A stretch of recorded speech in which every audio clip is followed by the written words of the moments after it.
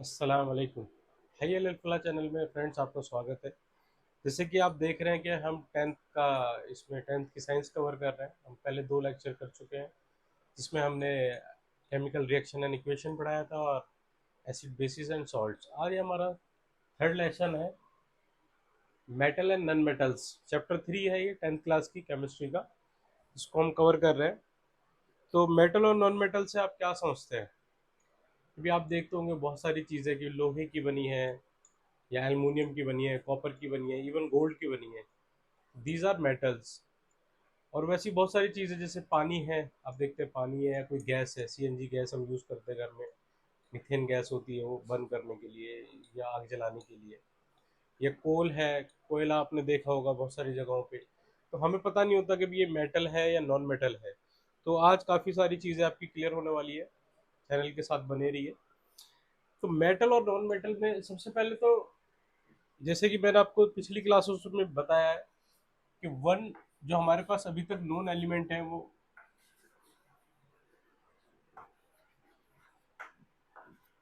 115 elements हैं। अब पीछे हम पढ़ चुके हैं, रिएक्शंस पढ़ चुके हैं इनकी। फिर हमने ये पढ़ लिया कि भी इनकी केमिकल प्रॉपर्टीज के अकॉर्डिंग या कंपाउंड की केमिकल प्रॉपर्टीज के अकॉर्डिंग ये एसिड होते हैं या सॉल्ट होते हैं या बेस होते हैं। उसके बाद अब हमें इनकी जो एलिमेंट है उनकी फिजिकल या केमिकल प्रॉपर्टीज के अकॉर्डिंग ये देखना है कि कितने मेटल हैं, मेटल्स, और कितने नॉन मेटल हैं।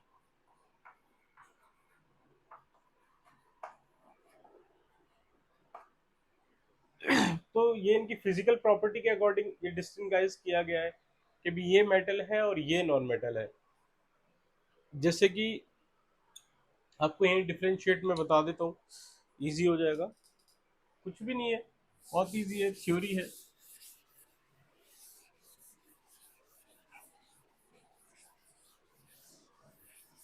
जो प्रॉपर्टी है जो मैं बताने वाला हूँ, इधर हम कर लेते हैं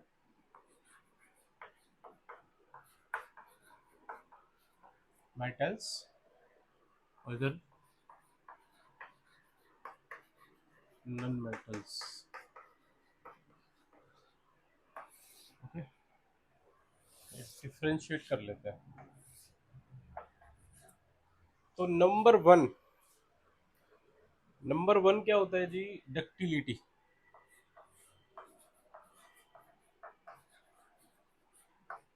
ductility, metals generally ductile in nature, but in the same thing for non-metals, non-metal are brittle.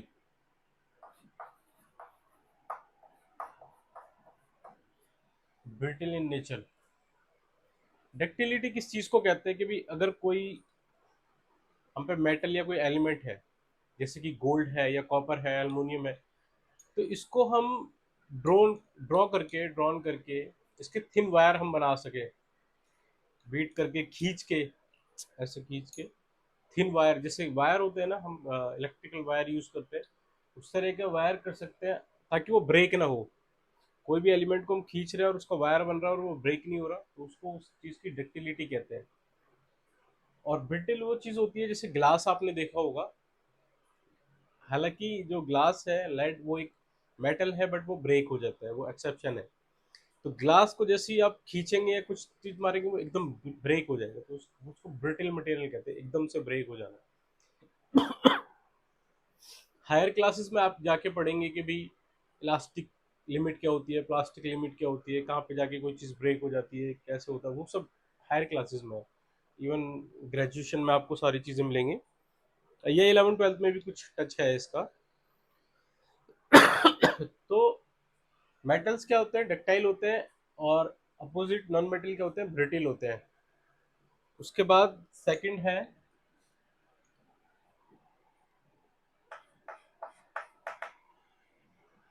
Malleable.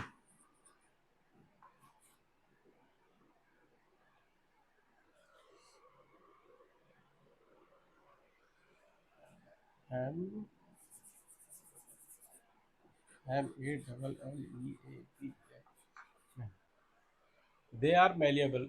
Like आपने देखा होगा, मैलिएबल प्रॉपर्टी क्या होती है? दे डू नॉट, ये नहीं होती।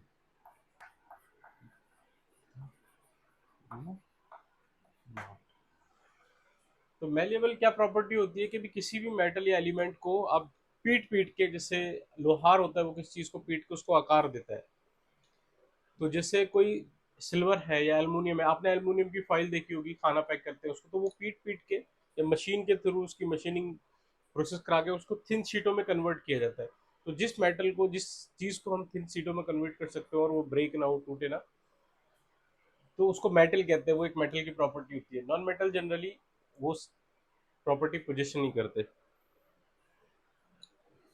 Number 3, conduct of electricity.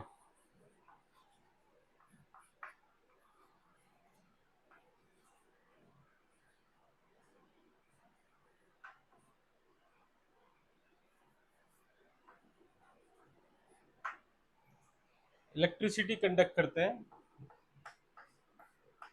They do not conduct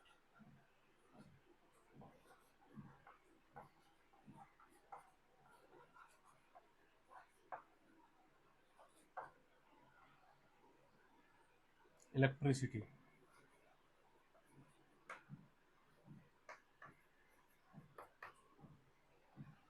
accept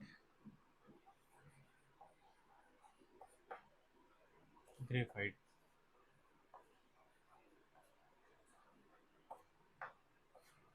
graphite एक नॉन मेटल होता है, बेसिकली कार्बन का कंपाउंड है, वो इलेक्ट्रिसिटी को कंडक्ट करता है। ये एक्सेप्शनल केस है, बाकी कोई भी नॉन मेटल इलेक्ट्रिसिटी कंडक्ट नहीं करता।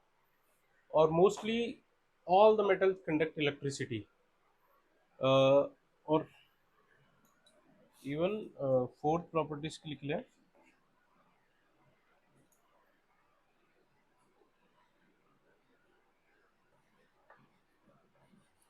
Good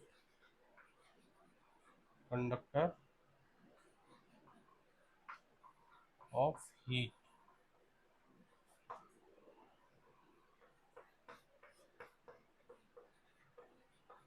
bad conductor of heat. तो सारे metal, mostly all metal conduct electricity.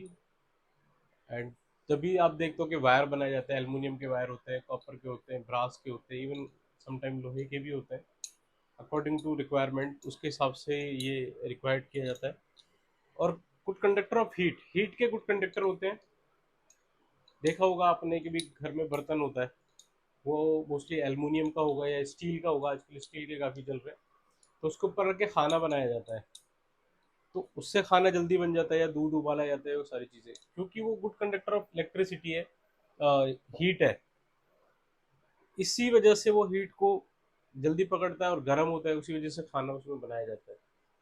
और नॉन मेटल्स हीट को कंडक्ट, हीट के बैड कंडक्टर होता है।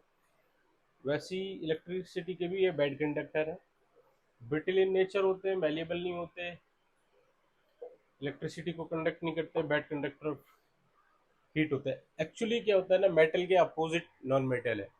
सीधी सी बात, अगर आपको पता हो कि मेटल डक्टाइल होता है, मैलिएबल होता है, सोनोरस होता है।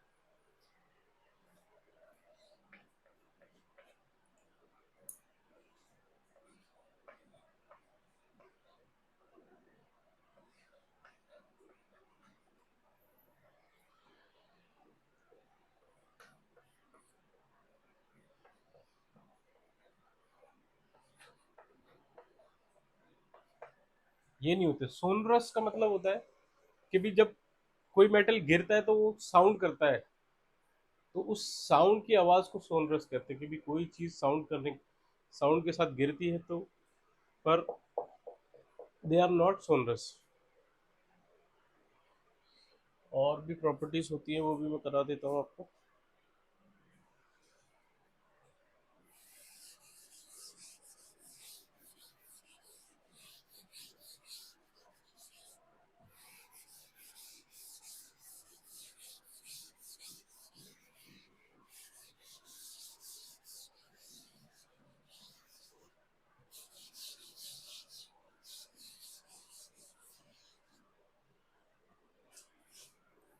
6 number,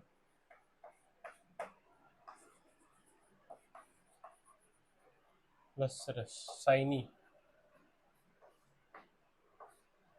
They do not have shine.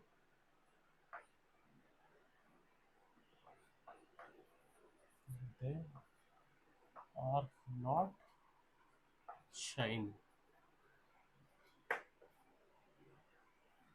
except iodine. Iodine नमक को कहते हैं, आपने देखा होगा नमक शाइन करता है। इसके अलावा they are dull in shape, बहुत ही डल इनका कलर होता है, वे होता है, द वे ऑफ लुकिंग। ये शाइनिंग होते हैं, कभी भी आपने कोई मेटल देखा होगा वो शाइन करता है। स्टील हो गई, लोहा हो गया, आयरन हो गया, जब वो अपनी ओरिजिनल फॉर्म में होता है। एल्युमिनियम हो गया या कॉपर हो गया या गोल्ड, इवन गोल्ड कितना शाइनिंग मेटल है। तो शाइनिंग हो गया, 6 प्रॉपर्टीज हो गई। और भी हम पढ़ेंगे पर वो और डिफरेंट होंगी। केमिकल प्रॉपर्टीज भी हैं। केमिकल प्रॉपर्टीज भी एक्चुअली क्या है, जो मेटल की है वो अपोजिट है नॉन मेटल की। Non metal generally chemical properties conduct नहीं करता बहुत सारी चीज़ों के साथ, वो बताएंगे आपको।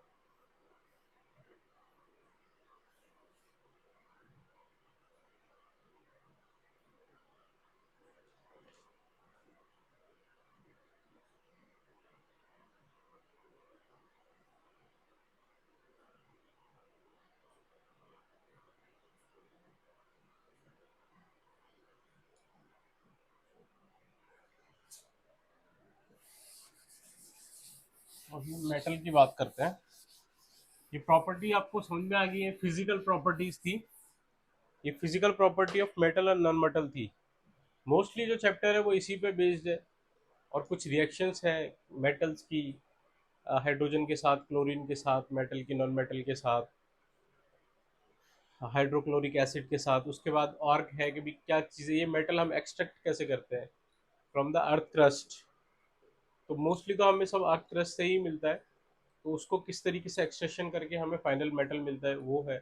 कोरोजन का थोड़ा सा टॉपिक है, और एलॉय है इसमें, और इलेक्ट्रॉनिक डॉट स्ट्रक्चर है। ये 4-5 टॉपिक है, बस छोटा सा ये लाइक चैप्टर है, इसमें कवर करने का इतना कुछ है नहीं। तो अब थोड़ा सा केमिस्ट्री की चीज़ें हैं, टेक्निकल चीज़ें आएंगी, थोड़े समझने की। इतनी भी कुछ खास चीज़ नहीं है। जैसे मेटल है, मेटल क्या करते हैं जनरली। मेटल का जो इलेक्ट्रॉन वैलेंस शेल होता है, जो आउटर वैलेंस शेल है, वो जनरली 1 2 3 लास्ट की शेल में। जैसे यहाँ पे ये सोडियम है, ये आप लोग पढ़ेंगे, ये वैलेंस होती है, ये होगी कि ये सोडियम है, ये न्यूक्लियस है इसका, KLm। ये शेल है, नाम है इसका। सोडियम की फर्स्ट में 2 8 1। तो देखा आउटर मोस्ट सेल में कितना है, 1। इसमें 2 होगी, इसमें 8 1 1 2 3 4 5 6 7 8। और इसका जो आउटर मोस्ट सेल होता है, वैलेंस सेल भी बोलते हैं इसको, इलेक्ट्रॉन्स वैलेंस सेल, इसमें एक होता है,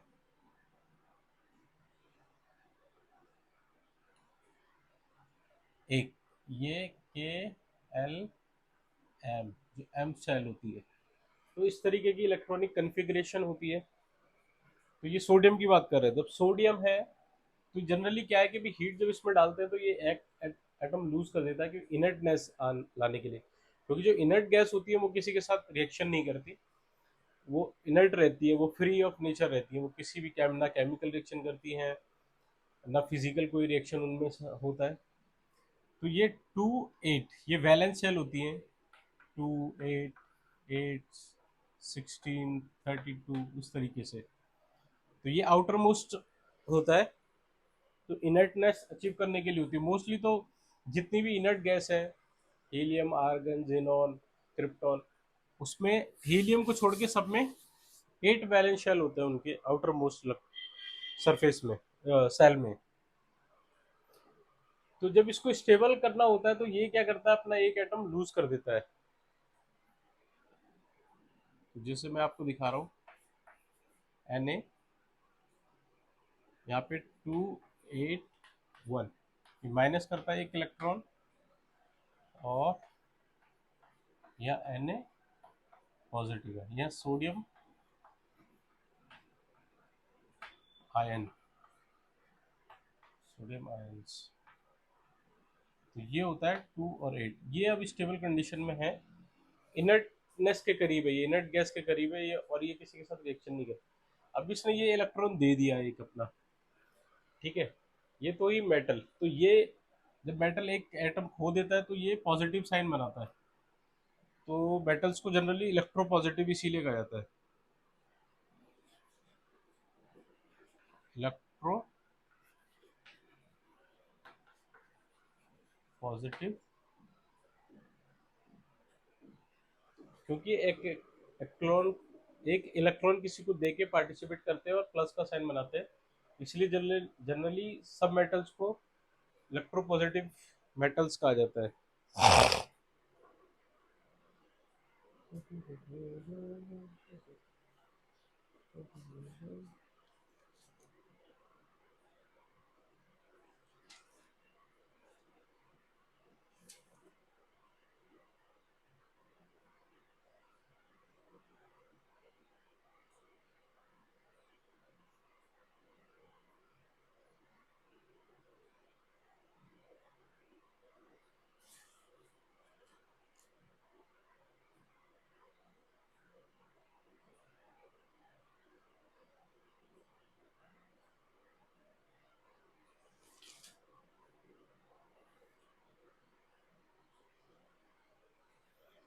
वहीं इसके विपरीत नॉन मेटल,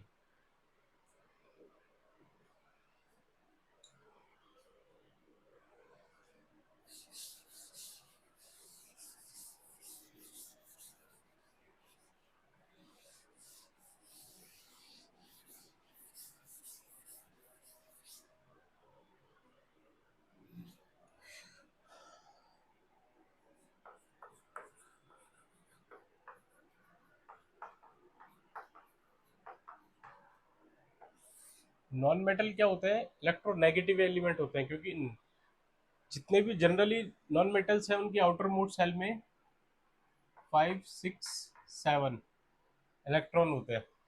जिससे क्लोरीन है उसका 17 होता है, तो उसमें 7 है, 2, 8, 7 यहाँ पे करते हैं। क्लोरीन है 2, 8, 7, ये एक इलेक्ट्रॉन लेता है प्लस, और ये हो जाता है क्लोरीन माइनस 2, 8, 8। तो जनरली जो होते हैं नॉन मेटल्स इलेक्ट्रोनेगेटिव होते हैं, because of negative gaining of electron to complete और टू अचीव द इनर्टनेस।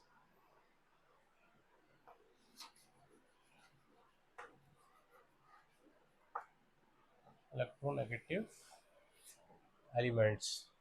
तो यहाँ पे क्लोरीन का 17 था, इसने एक इलेक्ट्रॉन लिया और ये 18 हो गया, ये अब इनर्ट गैस के रूप में हो गया, भी किसी के साथ रिएक्शन नहीं करेगा। बेसिकली ये कंपाउंड में ही होता है, या क्लोरीन टू क्लोरीन कोई एटम आपस में पार्टिसिपेट करे तब नॉन मेटल्स में। आगे बढ़ते हैं।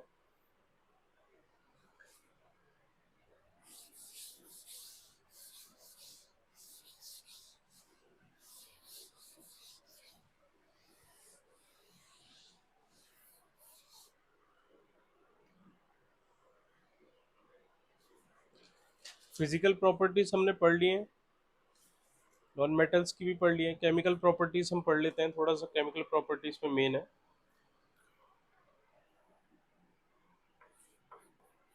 क्योंकि केमिस्ट्री की बात कर रहे हैं तो केमिकल की बात करेंगे। केमिकल प्रॉपर्टीज, और इसमें मेटल की ज़्यादा मेन है।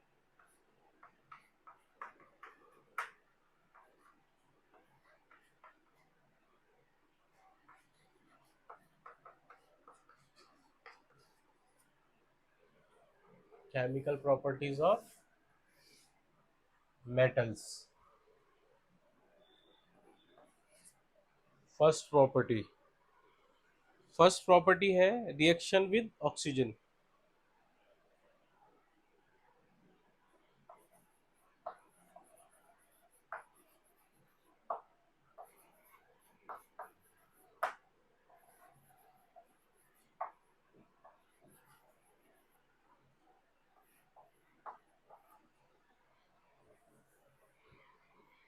कोई भी मेटल है, मान लीजिए सोडियम है, solid plus O2 from air, समझ लें ये ऑक्सीजन है, ये सोडियम है, मेटल सॉलिड प्लस, तो ये क्या फॉर्म करते हैं, ऑक्साइड फॉर्म करते हैं।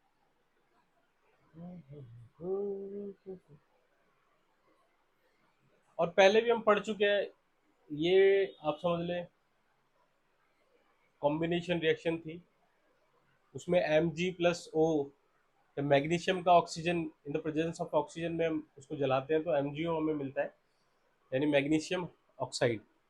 तो ये तो हम पहले भी कर चुके हैं, आपको बहुत इजी लगा होगा, जब कोई भी रिएक्शन के ऑक्सीजन के साथ रिएक्शन करेंगे तो मेटल ऑक्साइड ये बनाते हैं, ये मेटल ऑक्साइड।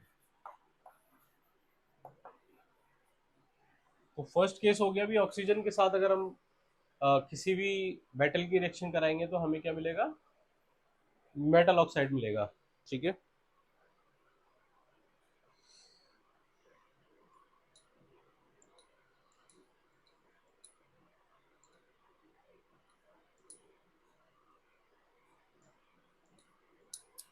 इसमें एक पॉइंट और है कि भी जो ये मेटल ऑक्साइड होते हैं जनरली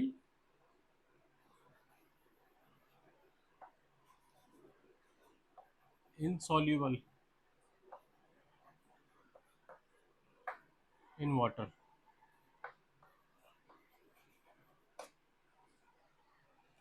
बट कुछ है वो रिएक्शन करते हैं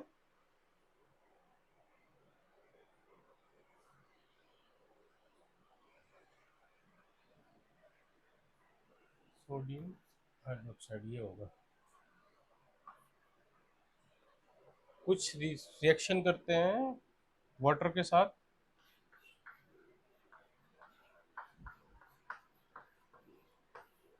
तो वो अल्कलाई मेटल देते हैं, sodium hydroxide.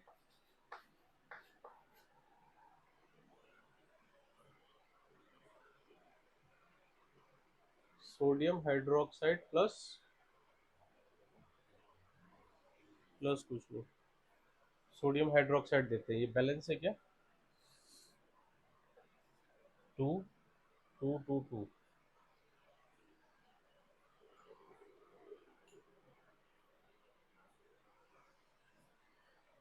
Reaction with oxygen समझ में आ गया, मेटल ऑक्साइड बनता है, सिंपल है, पहले भी कर चुके हैं हम, फर्स्ट लेक्चर में भी किया, सेकंड में भी किया।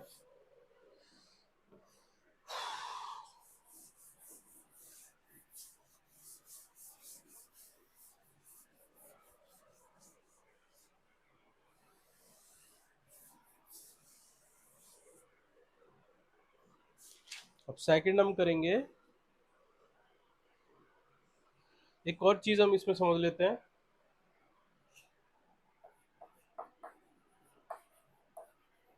Amphoteric oxide. एम्फोटेरिक ऑक्साइड क्या होता है, अब वही है, एल्युमिनियम प्लस O2, ये बनता है Al2O3। ठीक है, उसको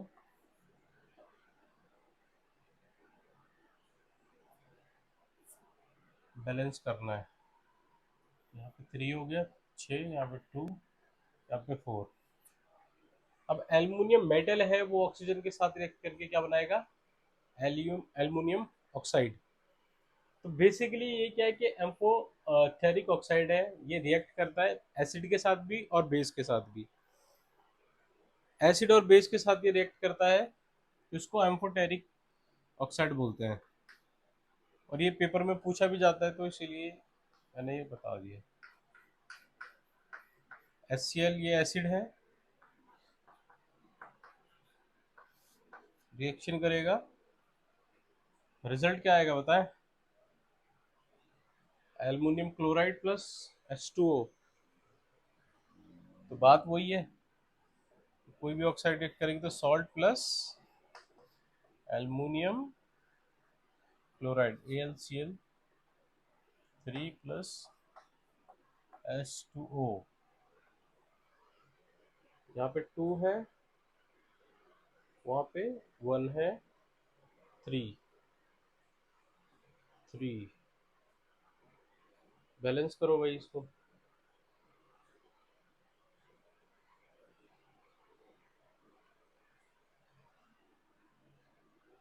6 2 और 3, ये बैलेंस हो गया जी। और वैसे ये तो एसिड के साथ होगी, और इसकी बेस के साथ भी रिएक्शन क्या है, वो भी रिजल्ट सेम ही है, पर रिएक्शन करता है दोनों के साथ। सोडियम हाइड्रोक्साइड ये बेस है, रिएक्शन की aluminium hydroxide aluminium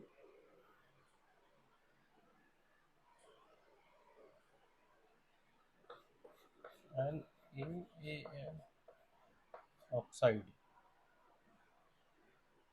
plus water, same reaction देता है सॉल्ट प्लस वाटर।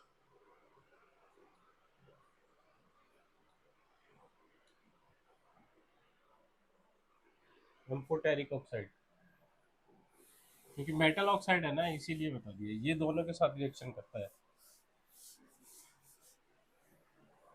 अब हमारा सेकंड है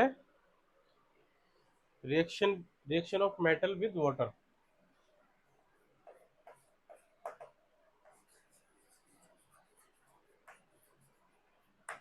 रिएक्शन ऑफ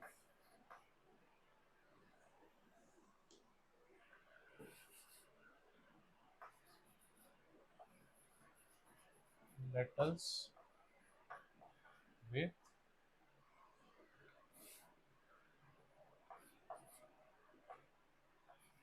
वाटर, कि पानी के साथ मेटल रिएक्ट करते हैं तो क्या होता है। और जिन आपने पता ही है कि जो पानी के साथ अगर वो रिएक्शन करेंगे तो वो क्या बनाते हैं, कर लेते हैं यहाँ पे metal plus water equal to metal oxide hydroxide. Metal oxide या हाइड्रोक्साइड भी होता है।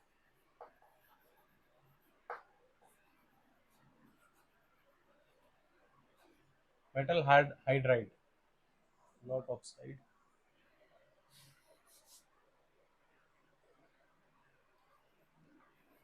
मेटल हाइड्राइड और plus hydrogen,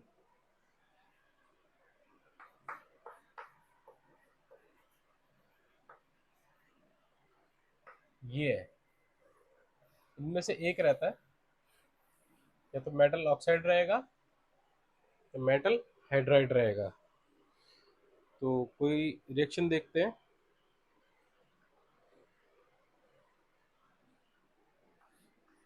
potassium plus water, तो ये बनेगा पोटेशियम हाइड्राइड या हाइड्रोक्साइड प्लस हाइड्रोजन गैस। इसको बैलेंस कर लेना।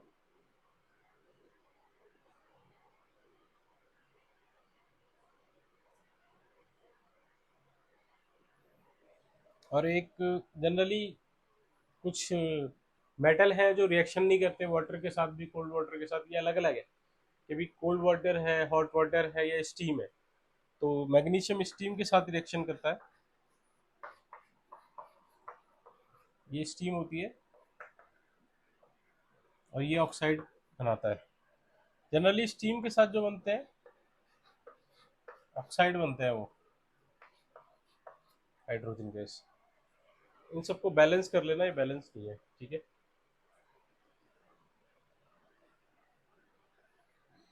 टू टू टू, ये बैलेंस हो गया।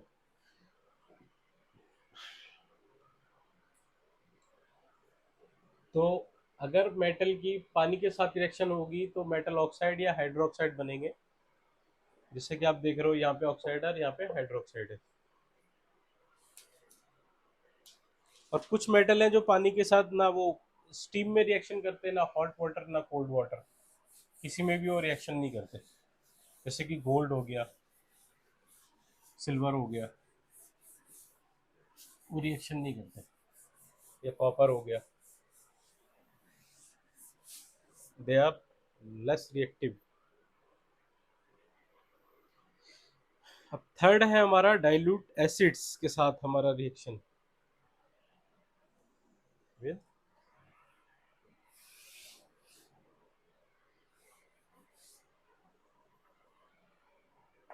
Third reaction of metal with acid या डाइल्यूट एसिड। डाइल्यूट का आपको बताया था कि भी पानी की मात्रा ज़्यादा होती है तो उसको डाइल्यूट कहते हैं। एक्सपेरिमेंट करने के लिए किया जाता है ताकि वो किसी चीज़ को हाथ वगैरह को जलाए ना, क्योंकि आप जानते हैं वो एक्सेसिव कोरेसिव होता है।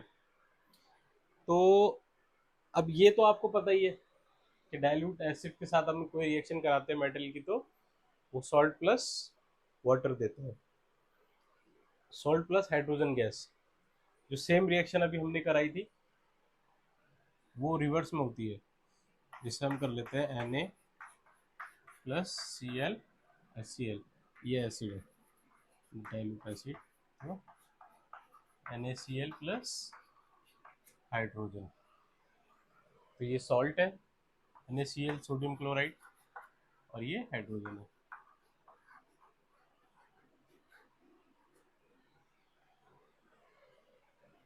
ये मेटल,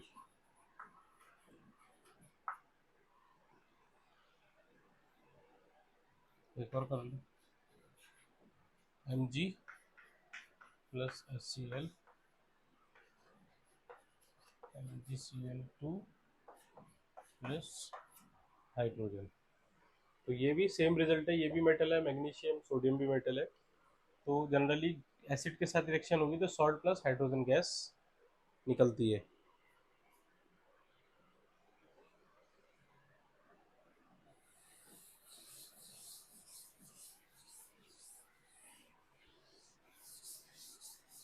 सीन कंप्लीट हो गया। छोटा सा आपको टॉपिक बताना है, एक्वारेजिया।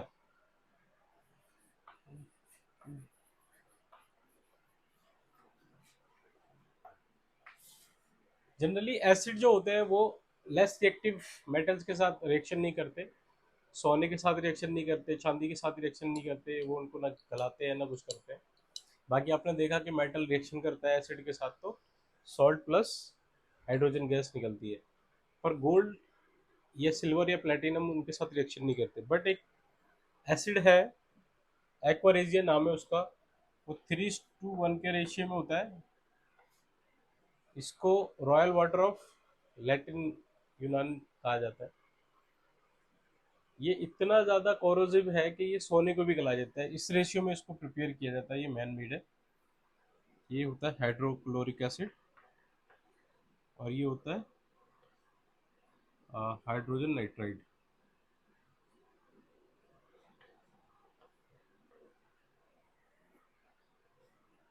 HNO3, इसका 1 पार्ट होता है और इसका 3 पार्ट होता है।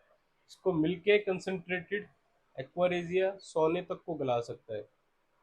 तो छोड़े फिर और इंसान और क्या चीज़ों का वो क्या हाल करेगा, मेटल को भी गला देता है। हालांकि सिंपल HCl या HNO3 सोने को नहीं गला सकते, ये मिलके इसकी कंसंट्रेशन 3/1 ये सोने को भी गला देती है, इतनी कोरोसिव होती है, और प्लेटिनम को भी। नाइट्रिक एसिड बोलते हैं इसको, HNO3।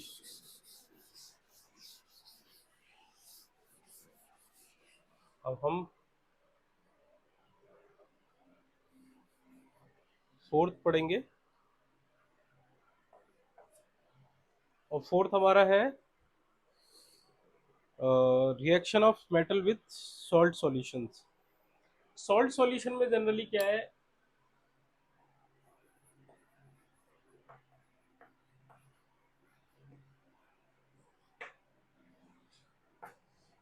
सॉल्ट सॉल्यूशन में आपने पढ़ा होगा कि भी जो डिस्प्लेसमेंट रिएक्शन थी, हमने चैप्टर 1 में पढ़ी थी, केमिकल रिएक्शन इक्वेशन। उसमें क्या था कि भी जो हाई रिएक्टिव मेटल है वो नॉन रिएक्टिव मेटल को सॉल्यूशन से डिस्प्लेस कर देता था। तो सॉल्ट सॉल्यूशन में एक्चुअली वही होता है। जैसे अगर हम Z का ये सॉलिड है प्लस FeSO4, तो ये सॉल्ट सॉल्यूशन है हमारा फेरस सल्फेट। इसको कॉपर सल्फेट कर लो, उससे इजी समझ में आएगा आपको। Copper sulphate salt solution,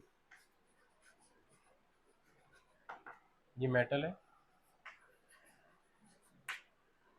reaction देता है, ये इसको डिस्प्लेस करेगा तो जिंक सल्फेट बनाएगा प्लस कॉपर को बाहर कर देगा।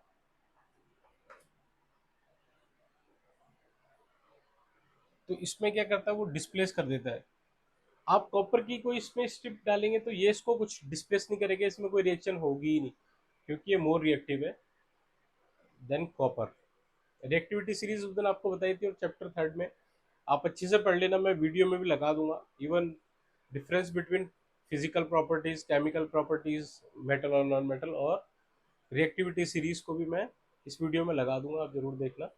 तो रिएक्शन विद सॉल्ट सॉल्यूशन के साथ ये होता है कि जो मोर रिएक्टिव मेटल होता है वो लेस रिएक्टिव मेटल को डिस्प्लेस कर देता है। इसमें एक और चीज है जो बहुत अहम है मेटल में, जो हमारा सेवंथ है, सिक्स, फिफ्थ है, सॉरी, फिफ्थ है reaction metal with chlorine. Chlorine के साथ reaction, chlorine actually non metal है, तो ये भी कह सकते हैं कि नॉन मेटल के साथ कैसे रिएक्शन करता है। तो आपने बहुत देखा होगा कि भी सॉल्ट का जो फॉर्मूला NaCl नॉर्मल ना सॉल्ट बनाता है, ये बेसिकली कंपाउंड फॉर्म करते हैं, ये आयनिक एक कंपाउंड होता है, क्योंकि इसमें एक्सचेंज ऑफ आयंस होता है। डबल डिस्प्लेसमेंट रिएक्शन में हमने पढ़ा था कि एक्सचेंज ऑफ आयंस होता है। तो इसमें यही है, मेटल और नॉन मेटल जब आपस में रिएक्शन करते हैं तो आयनिक कंपाउंड बनते हैं। ओके, तो आयनिक कंपाउंड बनेंगे, जैसे मैं आपको बता देता हूँ, सोडियम की रिएक्शन करवा के, ये सोडियम है प्लस ये क्लोरीन है, ठीक है, इसकी रिएक्शन होगी तो ये NaCl बनेगा। तो इससे पहले आपको मैंने बताया था कि electrons valence shell, electropositive और इलेक्ट्रो नेगेटिव, तो ये अपना एक एटम शेयर करता है क्लोरीन को, तो यहाँ पे 2 8 हो जाता है, और ये एक एटम लेता है, यहाँ पे माइनस साइन आ जाता है, तो इसका 2 8 8, यहाँ पे क्या रहते हैं 2 8 7, और ये 2 8 1। तो इसको इनर्टनेस लाने के लिए, इनर्ट गैस बनने के लिए एक अपना एटम इलेक्ट्रॉन गिव करना पड़ेगा, और इसको टेक करना पड़ेगा, लेना पड़ेगा, ताकि ये 8 कंप्लीट हो जाए। तो इस तरीके से आयनिक बॉन्ड ये बनाते हैं, ये आयनिक कंपाउंड, इनके बीच आयनिक बॉन्ड होता है, आयनिक कंपाउंड ये बनाते हैं। अभी हम थोड़ा इसके बारे में पढ़ेंगे। आयनिक कंपाउंड, जब एक मेटल नॉन मेटल के साथ रिएक्शन करता है तो आयनिक कंपाउंड फॉर्म होते हैं। और हाइड्रोजन के साथ होता है तो उसमें भी आयनिक कंपाउंड होते हैं, इनके नाम अलग अलग है। इसको क्लोराइड बोला जाता है, आयनिक क्लोराइड, और उसको आयनिक हाइड्राइड बोला जाता है। एक रिएक्शन में आपको दिखा देता हूँ। हाइड्रोजन,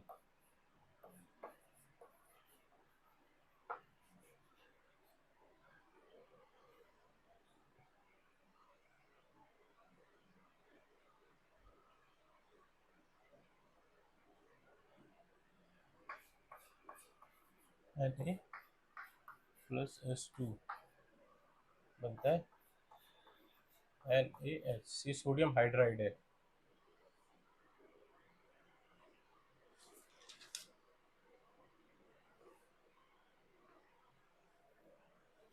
आपको बताया था, अब इसको थोड़ा सा डिटेल में पढ़ लेते हैं कि भी ये भी नॉन मेटल है। हाइड्रोजन जनरली जितने भी नॉन मेटल है वो गैस में मोस्टली गैस है। हाइड्रोजन, हीलियम, ऑक्सीजन, क्लोरीन, कुछ उसमें सॉलिड हैं जैसे कार्बन हो गया, और कुछ लिक्विड भी हैं, एक दो वाटर। तो रिएक्शन विद नॉन मेटल, इसको थोड़ा हम पढ़ लेते हैं।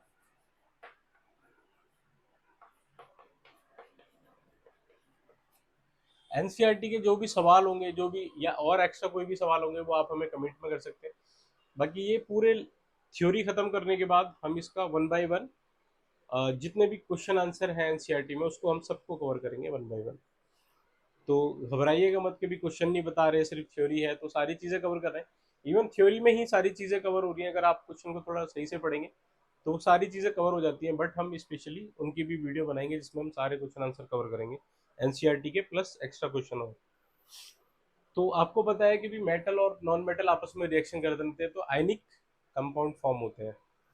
तो आयन क्या वो चीज़ होता है, जिससे मैंने आपको बताया कि कोई भी, इससे सोडियम मेटल है, सोडियम है, ठीक है, इसने एक इलेक्ट्रॉन लूज किया, तो ये हो गया सोडियम प्लस। अब यहाँ पे इसने एक आयन दिया, तो ये इलेक्ट्रो पॉजिटिव हो गया, ठीक है। इस ये इलेक्ट्रॉन होता है, ये आयन है। वैसे जो क्लोरीन का होगा, क्लोरीन 287 है प्लस इलेक्ट्रॉन, ये इलेक्ट्रॉन लेगा तो ये क्लोरीन माइनस फॉर्म करेगा। ये क्या है, क्लोरीन आयन है। ये केटायन है, पॉजिटिव साइन वाला। दो तरह के आयंस होते हैं, केटायन और एनायंस। पॉजिटिव वाले को केटायन कहते हैं, नेगेटिव वाले को एनायंस कहते हैं। तो इस तरीके से इनका फॉर्मेशन होता है कि ये एक इलेक्ट्रॉन लूज करता है तो ये इनर्ट गैस के उसमें पहुंचता है, ये एक गेन करता है तो ये इनर्ट गैस के, या अपनी सेल को, आउटर मोस्ट सेल को बैलेंस करता है ताकि किसी और के साथ रिएक्शन ना कर सके। तो जब सोडियम और क्लोरीन आपस में मिलते हैं तो सोडियम क्लोराइड फॉर्म करते हैं ionic compound. They are very strong. Ionic ionic जो बॉन्ड होते हैं वो बहुत ही ज़्यादा स्ट्रॉन्ग होते हैं, वो ब्रेक नहीं होते, इसलिए वो क्रिस्टलाइन फॉर्म करते हैं। आपने नमक को देखा होगा, चीनी को देखा होगा, और बहुत सारी चीज़ें होती हैं। और आयंस क्या होते हैं, इलेक्ट्रिकली चार्ज एटम होते हैं, जिन पे चार्ज होता है उनको आयंस कहा जाता है। उसमें केटायन है, एनायन है। नेगेटिव पॉजिटिव चार्ज होगा तो केटायन, और नेगेटिव चार्ज होगा तो एनायंस। उसके बाद इलेक्ट्रॉनिक डॉट स्ट्रक्चर है, तो वो आप बुक में देख लीजिएगा, डिफरेंट डिफरेंट है। जैसे सोडियम है, उसका है 11 होता है, तो एक एटम लूज करेगा तो 2 8 हो जाएगा। या मैग्नीशियम है, उसका 12 होता है, तो 2 8 2, यानी 2 एटम लूज करेगा तो +2 यहाँ पे बनाएगा, जिससे Mg-2 इलेक्ट्रॉन, क्योंकि वैलेंस आउटर मोस्ट सेल में 2 इलेक्ट्रॉन है इसके। तो ये बनाएगा Mg+2। तो उस तरह के, और एल्युमिनियम में 13 होते हैं तो वो 3 लूज करेगा। जब ये आप देखते हैं कि भी एल्युमिनियम क्लोराइड का फॉर्मूला होता है AgCl3, वो एक्सचेंज ऑफ आयंस होता है। तो ये चीज़ है।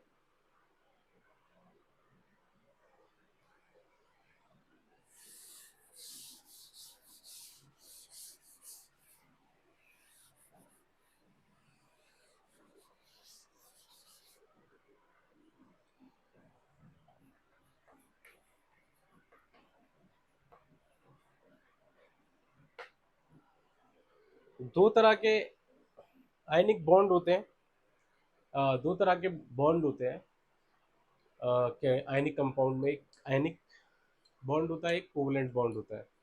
आयनिक बॉन्ड वो होता है कि जो जनरली मेटल से नॉन मेटल की कोई रिएक्शन कराएंगे तो उसके बीच जो गिव एंड टेक की जो इलेक्ट्रॉन की जो रिएक्शन होती है ना, उसको आयनिक बॉन्ड कहते हैं, कि वो उसमें गिवन एंड टेक होता है, कि वो अपना इलेक्ट्रॉन लूज करता है, सोडियम, जैसे सोडियम ने लूज किया और क्लोरीन ने एक्सेप्ट किया, उसको गेन किया। गेनिंग ऑफ इलेक्ट्रॉन और losing of electron is called ionic bond. और दूसरा कोवलेंट बॉन्ड होता है। कोवलेंट जनरली क्या होता है, वो non metal to non metal, जैसे क्लोरीन है, क्लोरीन का एक एटम प्लस क्लोरीन का दूसरा एटम, क्लोरीन गैस जब बनाएगा Cl2, तो इसमें क्या होगा, इसमें क्या होता है जनरली, इसके आउटर मोस्ट सेल में 7 होते हैं, इधर भी 7 इलेक्ट्रॉन होते हैं। ये डॉट स्ट्रक्चर भी होता है, पूछा जाता है।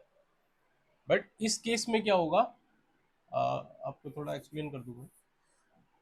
दो, दो, दो, दो, दो, और एक हो गया यहाँ पे, ठीक है। और ये यहाँ पे नहीं करके यहाँ करते हैं, और एक और Cl का आइटम ये हो गया।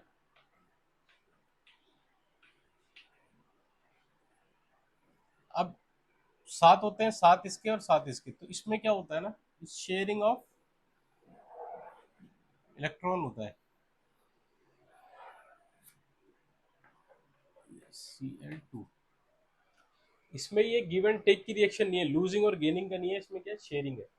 शेयरिंग ऑफ इलेक्ट्रॉन, इधर से इसका भी 8 पूरा हो रहा है, उधर से इसका भी 8 पूरा हो रहा है, तो ये शेयरिंग कर रहा है, तो इसको कोवलेंट बॉन्ड बोला जाता है, शेयरिंग को।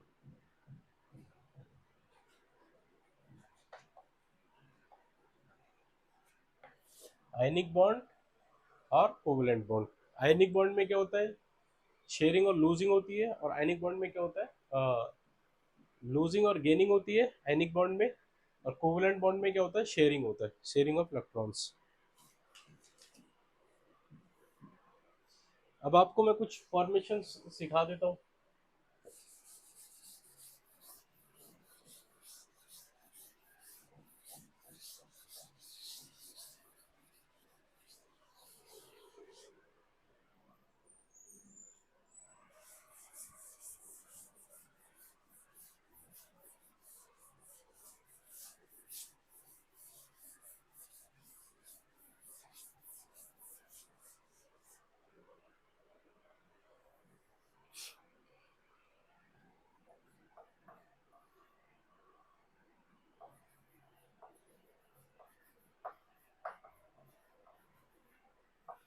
Formation of dot structure.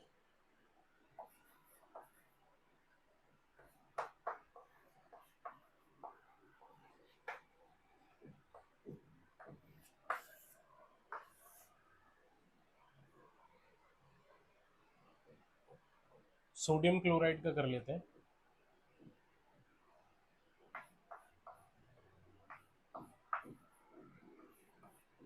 NaCl। तो इसमें वही है, फर्स्ट सोडियम है, वो क्या करता है, एक इलेक्ट्रॉन माइनस करता है, तो इस पे एक पॉजिटिव चार्ज आता है। और फिर क्लोरीन है, क्लोरीन क्या करता है, एक इलेक्ट्रॉन एक्सेप्ट करता है, तो इसमें माइनस का साइन आता है। अब ये दोनों आपस में कैसे रिएक्शन करते हैं, अब इसका एक डॉट स्ट्रक्चर होता है कि भी सोडियम के पास एक एटम है, प्लस यहाँ पे ये क्लोरीन है, इसके आउटर मोस्ट में 7 होते हैं।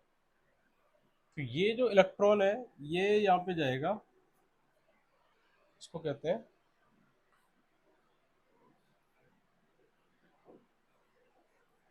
Transfer of electron. तो ये फॉर्म करेगा Na प्लस Cl माइनस या NaCl। तो चाहे तो आप यहाँ पे भी शो करा सकते हैं इसको, 1 2 3 4 6 7 और 8।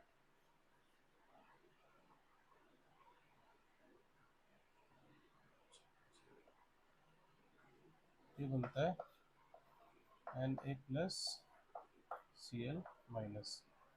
तो ये डॉट स्ट्रक्चर कुछ इस तरह से बनता है।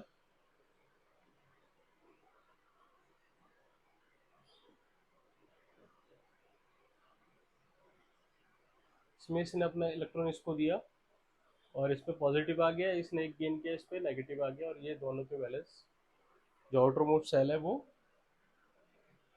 बैलेंस है इनर्ट।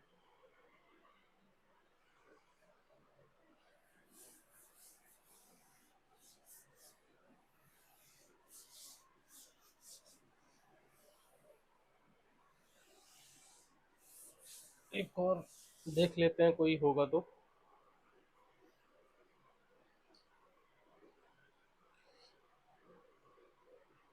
MgCl का देख लेते हैं। MgCl में क्या होता है? MgCl2 magnesium chloride. यहाँ पे क्या करता है, दो इलेक्ट्रॉन लूज करता है। यहाँ पे क्या होता है 282, यहाँ पे बनाता है ये Mg+2। ये अपना आउटर मोस्ट सेल बैलेंस करता है। तो क्लोरीन का आपने देखा ही था, क्लोरीन एक एटम गेन करता है तो क्लोरीन माइनस बनाता है। यहाँ पे इसका 282 आउटर मोस्ट सेल कंप्लीट होता है, यहाँ पे 287 होता है। बट क्योंकि ये दो एटम यूज करता है तो ये मैग्नीशियम का एक एटम क्लोरीन के दो एटम के साथ रिएक्शन करता है।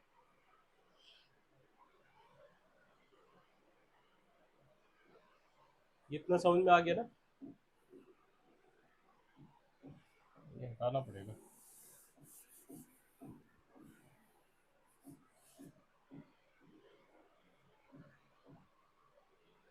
ये भी केमिकल प्रॉपर्टीज ही चल रही हैं अभी तक तो इसमें यहाँ पे क्या होगा, ये Mg है, ये इसको मैं क्रॉस से आपको समझा देता हूँ। ये इसके दो एटम है आउटर मोस्ट सेल में, प्लस यहाँ पे क्लोरीन एक है और यहाँ पे एक क्लोरीन है, ठीक है। इसमें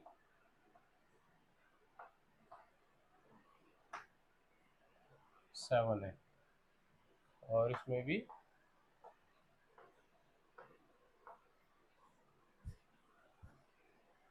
7 है। तो ये एक इलेक्ट्रॉन इधर देगा और एक इलेक्ट्रॉन इधर देगा, शेयरिंग क्या बोलते हैं, ट्रांसफर ट्रांसफर इलेक्ट्रॉन। तो ये जब रिएक्शन करेगा तो ये Mg और यहाँ पे पॉजिटिव साइन आएगा। यहाँ अलग अलग करके दिखाओ, अलग अलग करके दिखा दो। Cl, अब इसने इसको अपना एटम दे दिया, इलेक्ट्रॉन दे दिया, इसके 8 हो गए और इसके भी।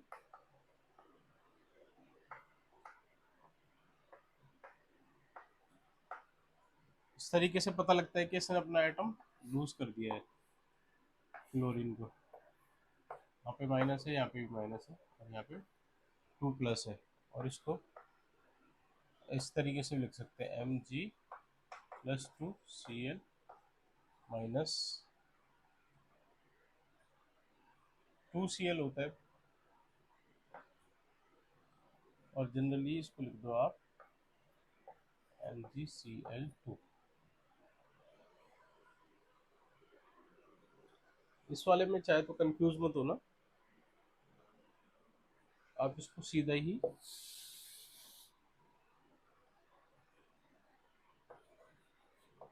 MgCl2 लिख सकते हैं।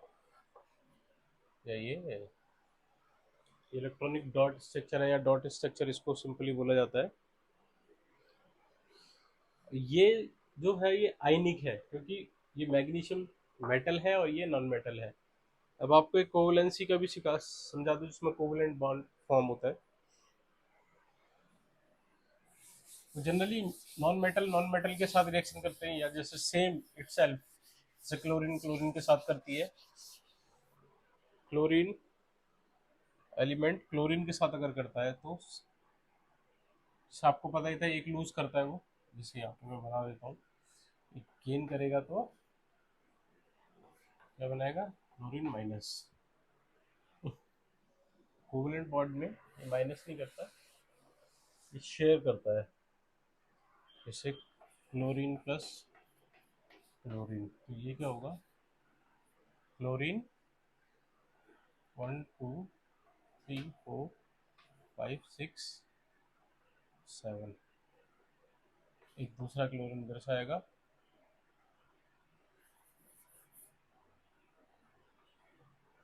1 2 3 4 5 6। तो अब इसमें जो ये बॉन्ड बनेगा ना, ये सिंगल बॉन्ड होगा। अब ये इस तरीके से शेयरिंग कर रहा है, तो इसमें क्या होगा, Cl बॉन्ड Cl। अब इसमें भी ये वैलेंस है, क्योंकि एक इससे ले लिया और एक इससे ले लिया, तो ये सिंगल बॉन्ड है। इसमें डबल बॉन्ड और ट्रिपल बॉन्ड भी होता है कोवलेंट बॉन्ड में, वो आगे आप पढ़ सकते हैं, मैं बता देता हूँ। ऑक्सीजन, ऑक्सीजन के बीच में जो होगा, ऑक्सीजन प्लस नेसेंट ऑक्सीजन है, ये ऑक्सीजन 2 फॉर्म करता है, तो इसको आउटर मोस्ट में 6 होते हैं, 2 4 6। यहाँ डालने की जरूरत ही नहीं है, सीधा ही डाल देता हूँ, 2 4 और 6, 2 4 6। अब ये करके पूरा हो गया और ये करके पूरा हो गया, तो ये बनाता है O2। इसके बीच में डबल बॉन्ड होता है। तो कोवलेंट बॉन्ड कितने तरह के होते हैं, सिंगल बॉन्ड, डबल बॉन्ड और ट्रिपल बॉन्ड। ट्रिपल बॉन्ड होता है नाइट्रोजन में, नाइट्रोजन प्लस नाइट्रोजन फॉर्म करता है। आउटर मोस्ट सेल में कितने होते हैं, 5, 1 2 3 एंड 2। तो ये इसके साथ रिएक्शन करेगा और ये इसके साथ रिएक्शन करेगा, तो ये ट्रिपल बॉन्ड बनाएगा, nitrogen. These are all non metals. तो ये कोवलेंट बॉन्ड हो गया। बस यही है इस चैप्टर में, और कुछ इतना नहीं है। कभी कभी यूजेस पूछ लेता है मेटल और नॉन मेटल के, जैसे हम पहले भी डिस्कस कर चुके हैं। क्लोरीन गैस बहुत सारी इंडस्ट्री में, पेपर इंडस्ट्री में, और डिसइंफेक्टेंट, जो ये जो घर की सफाई वगैरह, साबुन वगैरह, इन सब चीज़ों में, पेपर इंडस्ट्री में केमिकल का यूज़ होता है। हाइड्रोजन का भी यही यूज़ होता है, हाइड्रोजन का नेसेंट हाइड्रोक्लोरिक एसिड बनाने के लिए, या और बहुत सारी इंडस्ट्रीज में फ्यूल, एज अ फ्यूल भी यूज़ होता है। उस तरीके से और बहुत सारे, कार्बन है, कार्बन का बहुत ज़्यादा स्टेनलेस स्टील यूज़ बनाने के लिए होता है, और बहुत सारी इंडस्ट्रीज़ है। रबड़ इंडस्ट्री में कार्बन का बहुत यूज़ होता है। मेटल है, जैसे आयरन है, एल्युमिनियम है, गोल्ड ऑर्नामेंट बनाने के लिए जो सोने की चीज़ें होती है, जो लेडीज़ खासकर पहनती हैं, चैन है, सोने की लॉकेट, ये सब। लोहे का काम होता है, बड़े बड़े शिप्स बनाए जाते हैं, लोहे की बड़ी बड़ी स्ट्रक्चर है, बिल्डिंग्स है, बड़े बड़े स्ट्रक्चर, ब्रिजेस बनाए जाते हैं। कॉपर से वायरिंग है, ब्रास की वायरिंग होती है, वायर वगैरह बनती है, और बहुत सारे इंडस्ट्रियल यूज है। जो भी आप तुम देखते हैं ना, जो भी आपको दिखाई देता है, वो किसी न किसी मेटल से बना हुआ है, या किसी न किसी मेटल से बना हुआ है, तो आप उसको लिख सकते हैं कि भी ये चीज़ें फॉर्म होती हैं, ये यूजेस हैं इसके जनरली ना।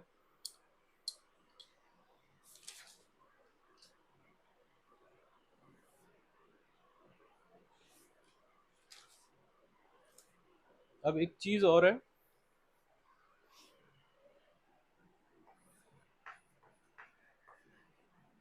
Occurrence of metal. तो मेटल को हम कैसे प्राप्त कर सकते हैं, मेटल हमें कैसे मिल सकते हैं, ऑक्रेंस ऑफ मेटल्स। इसमें दो तीन चीज़ें हैं, जैसे मिनरल्स है फर्स्ट।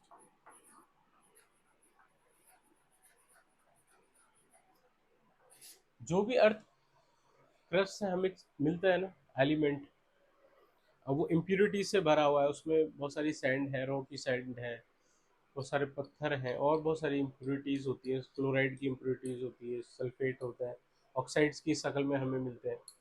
जो मोर रिएक्टिव होते हैं वो ऑक्साइड, कार्बोनेट, सल्फाइड की शक्ल में होते हैं। जो मॉडरेट में होते हैं उनमें ऑक्साइड की शक्ल में वो हमें मिलते हैं। और जो लेस रिएक्टिव होते हैं वो किसी के साथ रिएक्शन नहीं करते, जैसे गोल्ड हो गया, एल्युमिनियम हो गया, कॉपर, ये किसी के साथ नहीं होते, ये नेटिव में ही मिल जाते हैं हमें। ये इसी फॉर्म में मिलते हैं, कोई ऑक्साइड या कोई और फॉर्म नहीं होती। तो जो मिनरल होता है हमारे पास, जो भी कंपाउंड हम अर्थ की क्रस्ट से उठाते हैं उसी फॉर्म में जिसमें उठाए इम्प्योरिटीज प्लस प्लस, उसको हम मिनरल कहते हैं। मिनरल के बाद और क्या है हमारे पास?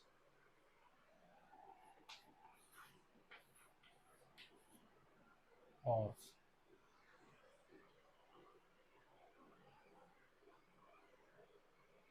और कुछ चीज को कहते हैं जो, और वो मिनरल है जिससे हम उस मेटल को profitable, in case of profit और कन्वीनियंट, इजीली उसको निकाल सके, जिसमें हमें प्रॉफिट हो, नुकसान ना हो। उस पर्टिकुलर मिनरल में से कोई भी एक मेटल को हम निकाल सके, जो भी मेटल उसमें ज़्यादा मौजूद हो, उसमें कन्वीनियंट हो, वो इजीली निकल जाए और प्रॉफिटेबल हो, उसको हम और कहते हैं। जैसे बॉक्साइट होता है, एल्युमिनियम ऑक्साइड होता है, हाइड्रोक्साइड, और बहुत सारे होते हैं। और एक और चीज़ होती है हमारे पास,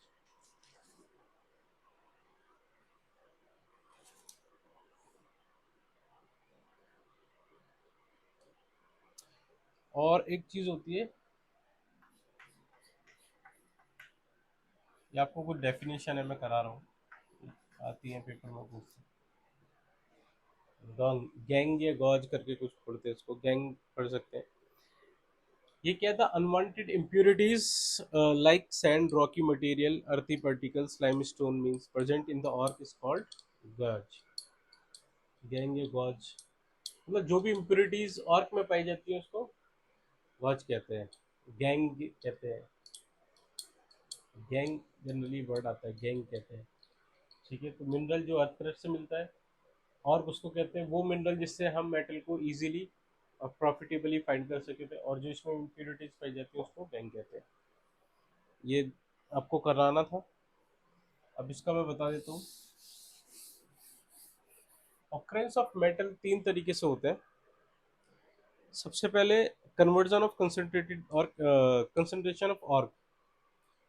तो सबसे पहले जो मिनरल्स होते हैं ना, उसमें हम चेक करते हैं कि भी कितनी कंसंट्रेशन ऑफ मेटल इसमें मौजूद है, तो उसका कंसंट्रेशन को बढ़ाया जाता है, उसमें से और गंदगी हटाई जाती है, मिनरल्स को हटाया जाता है, और गंदगी जो भी इम्प्योरिटीज होती है तो उसको उसकी ऑक्साइड की स्टेट में लाया जाता है, या सल्फाइड की स्टेट में लाया जाता है, जो भी वो उस पर्टिकुलर स्टेट में होता है। उसके बाद इसमें होता है conversion of concentrated ore into metal. तो उसके बाद सेकंड क्या होता है, जो वो कंसंट्रेटेड ऑर्क हमारे पास आया था उसमें सब मेटल हमें निकालना है। तो उसको मेटल को निकालने के लिए उसमें अभी मैं ये पूरा चार्ट बनाऊंगा, मैं आपको अभी रफली बता रहा हूँ। हम या तो कैल्सिनेशन करते हैं या रोस्टिंग करते हैं, दोनों में ही इलेक्ट्रोलाइसिस है, या हीट करते हैं ज़्यादा, जनरली आप ऐसे समझे कि भी हीट करते हैं। तो मोर रिएक्टिव मेटल है उसका तो इलेक्ट्रोलाइसिस करते हैं, जैसे वाटर वगैरह का इलेक्ट्रोलाइसिस करते हैं ना, सेम प्रोसेस है। पोटेशियम, कैल्शियम इनका तो, और जो मॉडरेट है उनमें रोस्टिंग होती है, कैल्सिनेशन होता है। कैल्सिनेशन वो होता है कि जिसको in the absence of air burn किया जाता है, बहुत ज़्यादा हीट में बर्न किया जाता है और उसमें एयर इन्वॉल्व नहीं होती, उसको कैल्सिनेशन कहा जाता है। रोस्टिंग उसको कहा जाता है जिसमें एयर प्रेजेंट होती है, उसको भी बहुत ज़्यादा हाई, जैसे रोस्ट रोस्ट कर दिया भाई, तो किसी चीज़ को बहुत ही ज़्यादा पका देना, उसको रोस्टिंग कहते हैं। तो यही तीन मेथड है, इलेक्ट्रोलाइसिस, रोस्टिंग और कैल्सिनेशन। उसके थ्रू हमें इम्प्योर मेटल होता है थोड़ा सा, उसके बाद हम उसकी इलेक्ट्रोलाइसिस कराते हैं तो हमें प्योर मेटल मिल जाता है।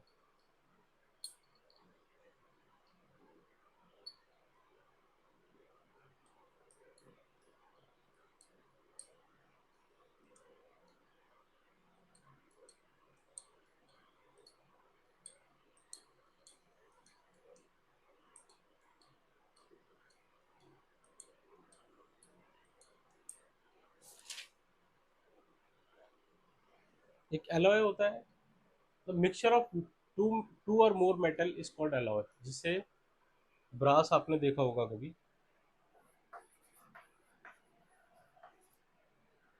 एलॉय। एलॉय मैं बता दूं, फिर मैं आपको इसका एक चार्ट बना के दिखाऊंगा किस तरीके से रिएक्शन होती है। एलॉय में क्या होता है, कॉपर होता है प्लस जिंक होती है। ये एंटी कोरोसिव प्रॉपर्टीज होती हैं, इसको जंग नहीं लगता है। स्टेनलेस स्टील होती है, इसमें आयरन होता है प्लस कार्बन होता है। उसके बाद सोल्डर होता है।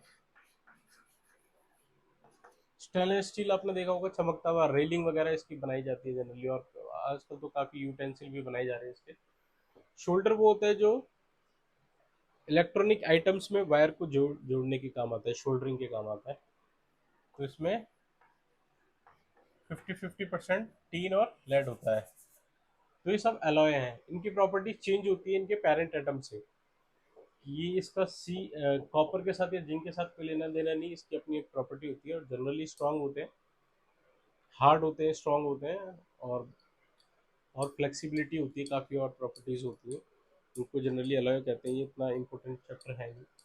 कोरोजन है, रस्टिंग ऑफ आयरन है इसमें। तो वो आपको मैं पहले ही फर्स्ट चैप्टर में पढ़ा चुका हूँ कि कोरोजन क्या होता है। एयर प्लस मॉइस्चर के कांटेक्ट में कोई चीज़ आएगी, आयरन खासकर, वो काफ़ी दिन तक रहेगी, तो उसको रस्टिंग ऑफ आयरन कहा जाता है। और उसके प्रिवेंशन यही है कि भी पेंट करें, या जिंक की कोटिंग करें, या क्रोमियम प्लेटिंग करें इस तरीके से। उसमें थोड़ी कार्बन की मात्रा बढ़ा के उसको स्टेनलेस स्टील में कन्वर्ट करें, या निकल क्रोमियम की करें। जैसे आपने घर के हैंडल्स वगैरह देखे होंगे, वो चमकदार होते हैं काफ़ी, तो उस पर निकल क्रोमियम की प्लेट होती है। पेंट कर सकते हैं। तो ये सब तरीके हैं, किसी भी तरीके से ग्रीसिंग भी करके हम बचा सकते हैं, क्योंकि वो कॉन्टेक्ट टू एयर ख़त्म कर देती है चीज़ें। बैरिगेशन ऑफ एयर होना चाहिए या वाटर होना चाहिए, इन दोनों में से एक चीज़ ख़त्म होनी चाहिए, तो आपको वो कोरोजन से उसको रोका जा सकता है। अब मैं ये और का बता देता हूँ किस तरीके से मेटल एक्सट्रैक्शन होता है, उसका पूरा चार्ट है। इवन एनसीईआरटी की बुक में भी है, पर मैं आपको बता भी देता हूँ, मैं ये लगा भी दूंगा।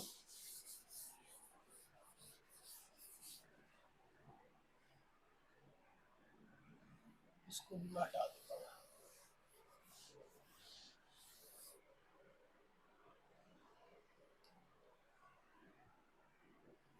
यहाँ पे ये है, और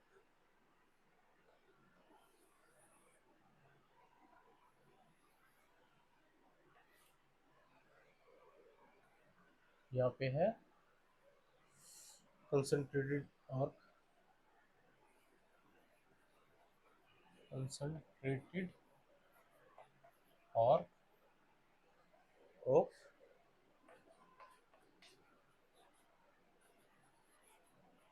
हाईली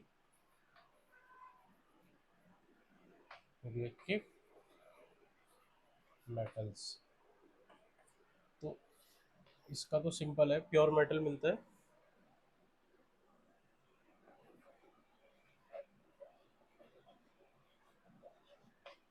इलेक्ट्रोलाइसिस कराते हैं।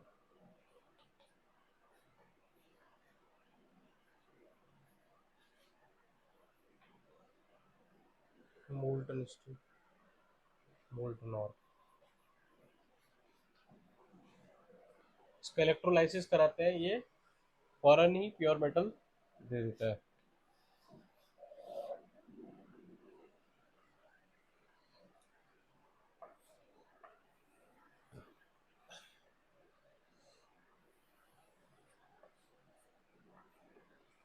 अब यहाँ पे आता है कंसंट्रेटेड और ऑफ मॉडरेट रिएक्टिव मेटल।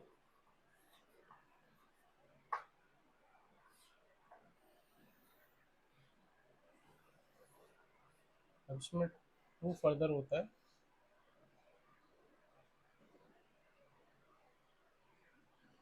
और यहाँ पे आता है कंसंट्रेटेड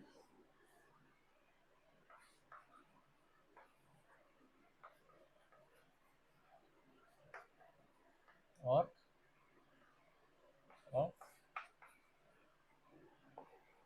लेस रिएक्टिव मेटल्स।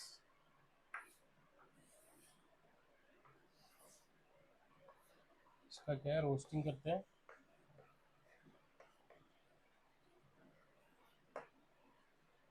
यहाँ पे प्योर मेटल आ जाता है।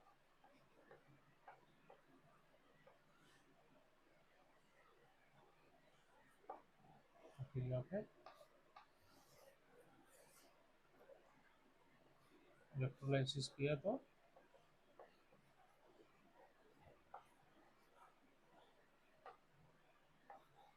प्योर।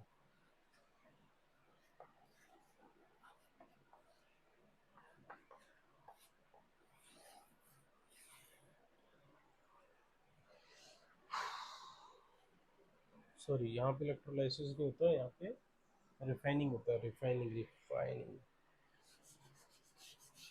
इसको रिफाइन किया जाता है।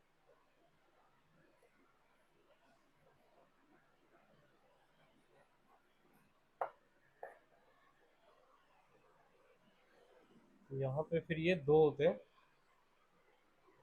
कार्बोनेट और सल्फाइड।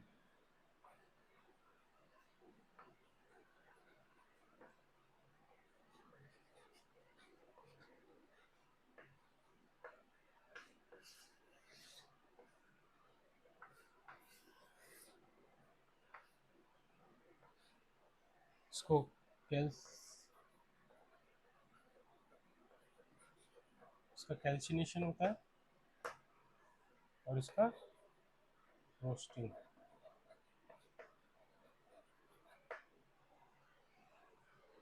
तो ये हमें देते हैं मेटल ऑक्साइड।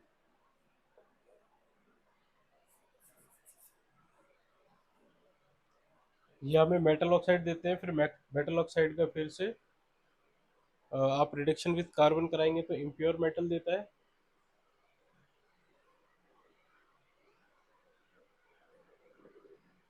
इम्प्योर मेटल के बाद उसका रिफाइनिंग कराएंगे तो वो प्योर मेटल आपको दे देगा। इसका चार्ट मैं आपको लगा दूंगा, ये ब्लैक बोर्ड पर छोटी कम जगह आ रही है, तो इसका मैं चार्ट आपको दे दूंगा, इसी में लगा दूंगा वीडियो में, ताकि आपको चीज़ें क्लियर हो जाए। So thank you for today. Please आपको कंटेंट अच्छा लगे तो लाइक एंड सब्सक्राइब करिए और आप हमारे साथ बने रहिए। नेक्स्ट जो चैप्टर हमारा रहेगा carbon and compounds, carbon and its compound, तो वो फोर्थ चैप्टर होगा, वो भी एक दो दिन में आ जाएगा आपके लिए। उसके बाद हम फिजिक्स से स्टार्ट करेंगे, ताकि हमारा सिलेबस जल्दी से जल्दी 2-3 महीने में ही ये कवर हो जाए, ताकि हमें और एक्स्ट्रा चीज़ें करने के लिए मिले। वैसे ये मैथ का भी अभी लेने वाले हैं, लाने वाले हैं, अभी मैथ भी स्टार्ट होने वाला है। तो आप हमारे साथ बने रहिए। मैथ, ज्योग्राफी और हिस्ट्री, हम सब चीज़ें इसमें कवर करेंगे। Thank you.